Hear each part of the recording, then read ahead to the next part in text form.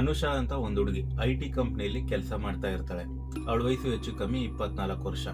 ಅವಳು ಇವಾಗ ಹೈದರಾಬಾದಿಂದ ತಿರುಪತಿಗೆ ಹೋಗ್ಬೇಕಾಗಿರುತ್ತೆ. ಅದಕ್ಕೋಸ್ಕರ ರೈಲ್ವೆ ಸ್ಟೇಷನ್ಗೆ ಹೋಗ್ತಾ ಇರ್ತಾಳೆ. ಆಲ್ರೆಡಿ ಇವಾಗ ಟೈಮು 10:45, ರಾತ್ರಿ 10:45 ಆಗಿರುತ್ತೆ. 11:10ಕ್ಕೆ ಆಕೆಗೆ ಟ್ರೈನ್ ಇರುತ್ತೆ. ಅದರಿಂದ ಟೈಮ್ ಆಗೋಗ್ತಾ ಇತ್ತಲ್ಲ ಅಂತೇಳಿ ಬೇಗ ರೈಲ್ವೆ ಸ್ಟೇಷನ್ ಕಡೆಗೆ ಓಡೋಗ್ತಾ ಇರ್ತಾಳೆ. ರೈಲ್ವೆ ಸ್ಟೇಷನ್ ಒಳಗಡೆ ಹೋಗಿ ನೋಡಿದಾಗ ಅವಳಿಗೆ ತುಂಬಾ ಶಾಕ್ ಆಗುತ್ತೆ. ಯಾಕೆ ಅಂತಂದ್ರೆ ಪ್ಲಾಟ್ಫಾರ್ಮ್ ಅಲ್ಲಿ ಯಾರೂ ಸಹ ಇರೋದಿಲ್ಲ. ಅಲ್ಲೊಬ್ರು ಇಲ್ಲೊಬ್ರು ಅಂತ ಒಂದು 2-3 ಜನ ಮಾತ್ರ ಇರ್ತಾರೆ. ಅವಳಿಗೆ ಗಾಬರಿ ಆಗುತ್ತೆ, ಯಾಕೆ ಯಾರು ಇಲ್ವಲ್ಲ ಅಂತೇಳಿ ಹೋಗಿ ಟಿಕೆಟ್ ಕೌಂಟರ್ಗೆ ಹೋಗಿ ವಿಚಾರಿಸ್ತಾಳೆ, ಸರ್ ತಿರುಪತಿಗೆ ಹೋಗುವಂತ ಟ್ರೈನು ಎಷ್ಟೊತ್ತು ಬರುತ್ತೆ ಅಂತ.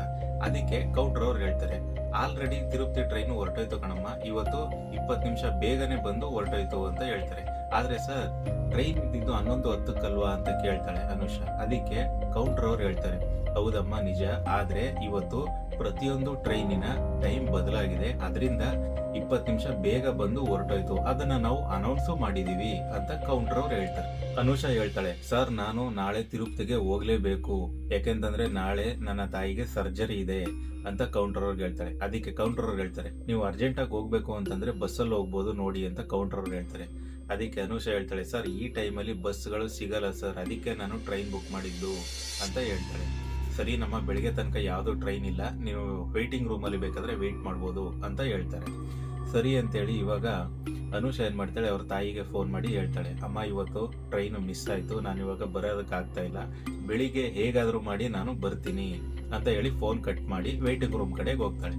ಅಲ್ಲಿ ಯಾರೋ ಒಬ್ಬ ವ್ಯಕ್ತಿ ಅನುಷಾ ಕಡೆಗೆ ನಡ್ಕೊಂಡು ಬರ್ತಾ ಇರ್ತಾನೆ.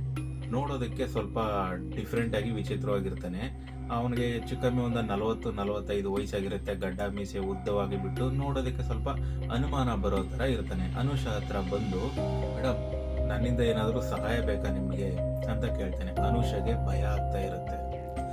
ಮತ್ತೆ ಕೇಳ್ತಾನೆ, ಮೇಡಮ್ ನೀವು ಒಬ್ಬರೇ ಇದ್ದೀರಾ, ನನ್ನಿಂದ ಏನಾದರೂ ಹೆಲ್ಪ್ ಬೇಕಾದ್ರೆ ಕೇಳಿ ಅಂತ ಹೇಳ್ತಾನೆ. ಅನುಷಾಗೆ ಇನ್ನೂ ಸ್ವಲ್ಪ ಭಯ ಜಾಸ್ತಿಯಾಗಿ ಅಲ್ಲಿಂದ ಹೊರಟೋಗ್ತಾಳೆ. ಅಲ್ಲಿ ಅಕ್ಕಪಕ್ಕದಲ್ಲಿ ಯಾರು ಇರಲ್ವಲ್ಲ, ಅನುಷಾಗೆ ಇನ್ನೂ ಸ್ವಲ್ಪ ಭಯ ಆಗುತ್ತೆ. ಆ ಜಾಗದಿಂದ ಇನ್ನೊಂದು ಸ್ವಲ್ಪ ಮುಂದೆ ಓಡೋಗ್ತಾಳೆ. ಇನ್ನೊಂದು ವೇಟಿಂಗ್ ರೂಮ್ ಹತ್ರ ಒಂದು ಕುಟುಂಬ ನಿಂತಿರುತ್ತೆ. ಅವ್ರಿಗೂ ಸಹ ರೈಲು ಮಿಸ್ ಆಗಿರುತ್ತೆ. ಅನುಷಾ ಅವ್ರ ಹತ್ರ ಓಡೋಗಿ ನಿಂತ್ಕೋತಾಳೆ. ನನ್ನನ್ನ ಯಾರೋ ಫಾಲೋ ಮಾಡ್ಕೊಂಡು ಬರ್ತಾ ಇದ್ದಾರೆ ಅಂತ ಹೇಳ್ತಾಳೆ. ಸರಿ ಅಂತೇಳಿ ಆ ಹುಡುಗಿನ ಅನುಷಾನ ಒಳಗಡೆ ಕರ್ಕೋತಾರೆ. ಈ ವ್ಯಕ್ತಿ ಬಾಗಿಲ ಹತ್ರ ಬಂದು, ನಾನು ರೈಲ್ವೆ ಸ್ಟೇಷನ್ ಅಲ್ಲಿ ಕೆಲಸ ಮಾಡೋ ಅಂತವನು, ಆ ಹುಡುಗಿಗೆ ಏನಾದರೂ ಸಹಾಯ ಬೇಕಾದ್ರೆ ನಾನು ಮಾಡ್ತೀನಿ ಅಂತ ಕೇಳ್ತಾನೆ. ಅದಕ್ಕೆ ಈ ಕುಟುಂಬದಲ್ಲೊಬ್ಬ, ಸರಿ ಸರ್ ಹಾಗಾದ್ರೆ ನಿಮ್ಮ ID ಕಾರ್ಡ್ ತೋರಿಸಿ ಅಂತ ಕೇಳಿದಾಗ, ಕೇಳಿದ ತಕ್ಷಣ ಇಲ್ಲಿದ್ರೆ ಯಾಕೋ ಸರ್ ಬರಲ್ಲ ಅಂತೇಳಿ ಆ ವ್ಯಕ್ತಿ ಅಲ್ಲಿಂದ ಹೊರಟೋಗ್ಬಿಡ್ತಾನೆ. ಅನುಷಾಗೆ ಸ್ವಲ್ಪ ಧೈರ್ಯ ಬರುತ್ತೆ, ಇವ್ರಿದ್ದಾರಲ್ಲ ಅಂತ. ಆದ್ರೂ ಸಹ ಯಾರೂ ಇಲ್ವಲ್ಲ, ಈ ಕುಟುಂಬದವ್ರು ಅಷ್ಟೇನೆ ಇರೋದು. ಅನುಷಾ ತುಂಬಾನೇ ಭಯ ಪಡ್ತಾ ಇರ್ತಾಳೆ. ಮೊಬೈಲ್ ನಲ್ಲಿ ಟೈಮ್ ನೋಡಿದಾಗ 11:30 ಆಗಿರುತ್ತೆ. ಅಯ್ಯೋ ಇನ್ನೂ 5-6 ಗಂಟೆ ಟೈಮ್ ನಾನು ಇಲ್ಲೇ ಇರ್ಬೇಕಲ್ಲ ಅಂತ ಅನ್ಕೊಂಡು ಅನುಷಾ ಭಯ ಪಡ್ತಾ ಅಲ್ಲೇ ಇರ್ತಾಳೆ. ಅದೇ ಸಮಯಕ್ಕೆ ಸರಿಯಾಗಿ ಕರೆಂಟು ಸಹ ಹೋಗ್ಬಿಡುತ್ತೆ. ಅನುಷಾಗೆ ತುಂಬಾ ಭಯ ಆಗ್ತಾ ಇರುತ್ತೆ. ಅದೇ ಕತ್ಲೆಯಲ್ಲಿ ಒಬ್ಬ ವ್ಯಕ್ತಿ ಅದೇ ಬಾಗಿಲ ಹತ್ರ ನಡ್ಕೊಂಡು ಬರ್ತಾ ಇರ್ತಾನೆ. ನಡ್ಕೊಂಡು ಬಂದು, ಯಾರಿದ್ದೀರಾ ಇಲ್ಲಿ ಅಂತ ಜೋರಾಗಿ ಕೇಳ್ತಾನೆ. ಆ ಕುಟುಂಬದಲ್ಲಿರೋ ಒಬ್ಬ ವ್ಯಕ್ತಿ ಈ ಧ್ವನಿ ಆ ವ್ಯಕ್ತಿದಲ್ವಲ್ಲ ಅಂತ ಅನ್ಕೊಂಡು, ನೀವ್ಯಾರು ಅಂತ ಕೇಳ್ತಾನೆ.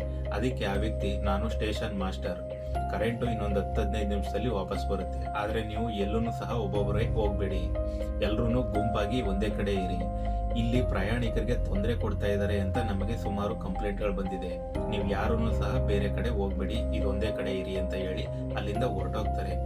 ಈಗ ಅನುಷಾಗೆ ಇನ್ನೂ ಭಯ ಜಾಸ್ತಿ ಆಗುತ್ತೆ. ಅದಾದ ಒಂದು ಸ್ವಲ್ಪ ಹೊತ್ತಿಗೆ ಕರೆಂಟ್ ಬರುತ್ತೆ. ಆದ್ರೆ ಕಿಟಕಿ ಹತ್ರ ಯಾರೋ ಒಬ್ರು ನಿಂತಿದ್ದಾರೆ ನೋಡಿ ಅಂತ ಕುಟುಂಬದಲ್ಲಿ ಒಬ್ಬರಿಗೆ ಹೇಳ್ತಾರೆ. ಆ ವ್ಯಕ್ತಿ ಹೋಗಿ ಅಲ್ಲಿ ನೋಡಿದಾಗ ಅಲ್ಲಿ ಯಾರೂ ಸಹ ಇರೋದಿಲ್ಲ. ಆದ್ರೆ ಅನುಷಾಗೆ ಒಂದು ಧ್ವನಿ ಕೇಳಿಸುತ್ತೆ, ಕಾಪಾಡಿ ಕಾಪಾಡಿ ಅಂತ. ಆದ್ರೆ ಅನುಷಾ ಹೇಳಿದ್ರೆ ಇಲ್ಲಿನ ಕುಟುಂಬದವರು ಹೇಳ್ತಾರೆ, ಇಲ್ಲಮ್ಮ ಈಗ ಹೊರಗಡೆ ಹೋಗೋದು ಬೇಡ, ಅಕಸ್ಮಾತ್ ನಮ್ಮನ್ನ ಯಾರಾದ್ರೂ ಯಾಮಾರ್ಸೋದಕ್ಕೋಸ್ಕರ ಈ ತರ ಕೂಗ್ತಾ ಇರ್ಬೋದು, ಟೈಮಲ್ಲಿ ನಾವು ಹೊರಗಡೆ ಹೋಗೋದು ಬೇಡ ಅಂತ ಕುಟುಂಬದವ್ರು ಹೇಳ್ತಾರೆ. ಆ ಸಮಯಕ್ಕೆ ಹೊರಗಡೆಯಿಂದ ಒಬ್ಬ ಮಹಿಳೆ ಕಾಪಾಡಿ ಅಂತ ಮತ್ತೆ ಡೈರೆಕ್ಟ್ ಆಗಿ ರೂಮ್ ಒಳಗಡೆನೆ ಬಂದ್ಬಿಡ್ತಾರೆ. ಬಂದು, ದಯವಿಟ್ಟು ನನಗೆ ಸಹಾಯ ಮಾಡಿ, ನನಗೆ ಬಸ್ ಮಿಸ್ ಆಯ್ತು, ಬಸ್ ಸ್ಟ್ಯಾಂಡ್ ಇಂದ ನನ್ನನ್ನ ಯಾರೋ ಇಬ್ರು ಫಾಲೋ ಮಾಡ್ಕೊಂಡು ಬರ್ತಾ ಇದ್ದಾರೆ, ನೀವು ನನಗೆ ಸಹಾಯ ಮಾಡಿ ಅಂತ ಕೇಳ್ಕೊತಾಳೆ ಆ ಮಹಿಳೆ. ಅಲ್ಲಿಗೆ ಯಾರೋ ಬಂದಾಗ ಅನ್ಸುತ್ತೆ. ಅವರು ಬಂದಿರೋಂಥ ಶಬ್ದ ಕೇಳಿಸ್ಕೊಂಡು ಇವ್ರೇನ್ ಮಾಡ್ತಾರೆ, ರೂಮ್ ಒಳಗಡೆ ಇರೋ ಲೈಟ್ಗಳನ್ನೆಲ್ಲ ಆಫ್ ಮಾಡ್ಬಿಡ್ತಾರೆ. ಅವರು ಬಾಗ್ಲ ಹತ್ರ ಬಂದು ಇಲ್ಲಿ ಯಾರು ಇಲ್ಲ ಅಂತ ಅನ್ಸುತ್ತೆ, ಲೈಟ್ ಎಲ್ಲ ಆಫ್ ಆಗಿದೆ ಅಂತ ಮಾತಾಡ್ಕೊಳ್ತಾ ಇರ್ತಾರೆ. ಅನುಷಾಗೆ ತುಂಬಾ ಭಯ ಆಗ್ತಾ ಇರುತ್ತೆ. ಆ ಕಡೆಯಿಂದ ಇನ್ನೊಬ್ರು ಯಾರೋ ನಡ್ಕೊಂಡು ಬರ್ತಾರೆ. ಯಾಕೆಲ್ಲ ಲೈಟ್ಗಳನ್ನು ಆಫ್ ಮಾಡಿದೀರಾ ಅಂತ ಕೇಳ್ತಾರೆ.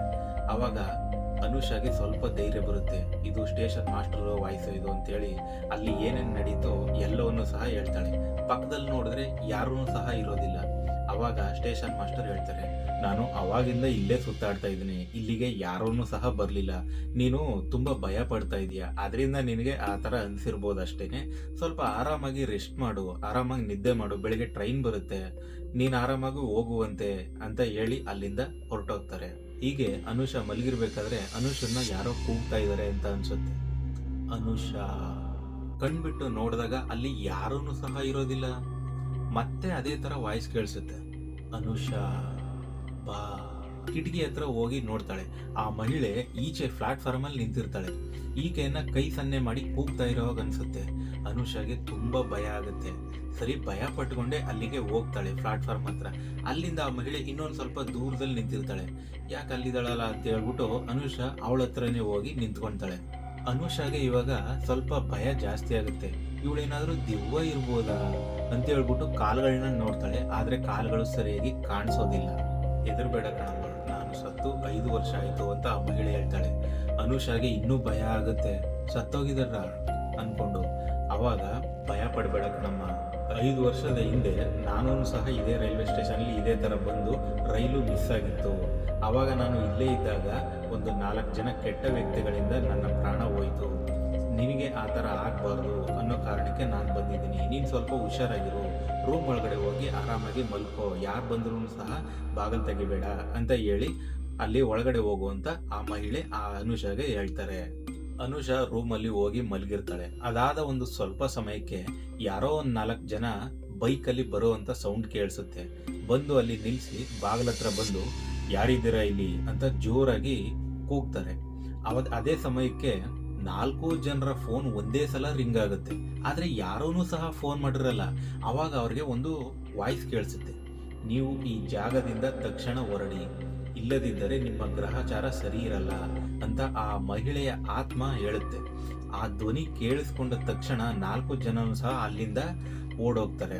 ಅದಾದ ನಂತರ ಬೆಳಗಾಗುತ್ತೆ. ಬೆಳಿಗ್ಗೆ ಟ್ರೈನ್ ಬರುತ್ತೆ. ಅನುಷಾ ತಿರುಪತಿಗೆ ಹೋಗ್ತಾಳೆ.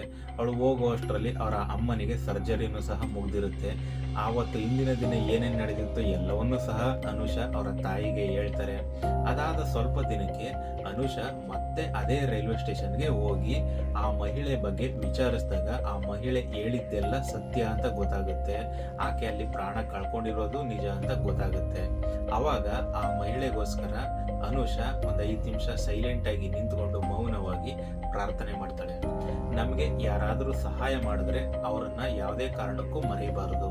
ನಿಮಗೇನಾದರೂ ಈ ವಿಡಿಯೋ ಇಷ್ಟ ಆಗಿದ್ರೆ ದಯವಿಟ್ಟು ನನ್ನ ಯೂಟ್ಯೂಬ್ ಚಾನಲ್ ಅನ್ನ ಸಬ್ಸ್ಕ್ರೈಬ್ ಮಾಡ್ಕೊಳ್ಳಿ ಸ್ನೇಹಿತರೆ. ಹಾಗೆ ಈ ವಿಡಿಯೋ ಹೇಗೆ ಅನ್ನಿಸ್ತು ಅಂತ ದಯವಿಟ್ಟು ಕಮೆಂಟ್ ಮಾಡಿ.